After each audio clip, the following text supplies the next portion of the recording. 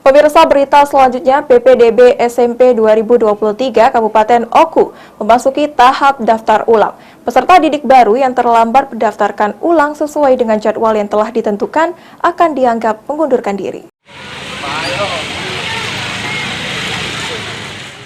Jadwal pendaftaran PPDB di Kabupaten Oku telah memasuki tahap daftar ulang untuk jenjang SMP negeri.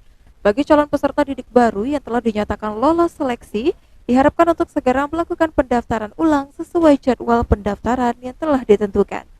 Pendaftaran ulang dijadwalkan selama 4 hari, dari tanggal 3 hingga 6 Juli 2023. Wakil Kesiswaan SMP Negeri 2 Oku, alias Sanja, mengatakan, apabila para calon peserta didik baru belum melakukan pendaftaran ulang sesuai jadwal yang telah ditentukan, akan dianggap mengundurkan diri. Namun di hari terakhir daftar ulang, pihaknya masih menunggu dan menghubungi dahulu calon peserta didiknya. Yang dari wali murid itu melengkapi syarat untuk daftar ulang, baru ngisi formulir, sudah itu kan.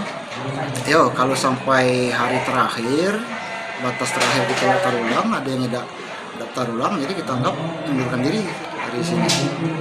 Cuma kita tunggukan sampai hari terakhir. Biasanya agak di hari terakhir itu masih kita, kalau ada nomor HP-nya masih kita hubungi dulu gitu kan.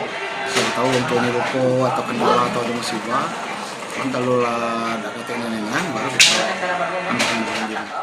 Diketahui di SMP Negeri 2 Oku sendiri memiliki total kuota sebanyak 352 dari jalur zonasi, prestasi, afirmasi, dan perpindahan orang tua atau wali.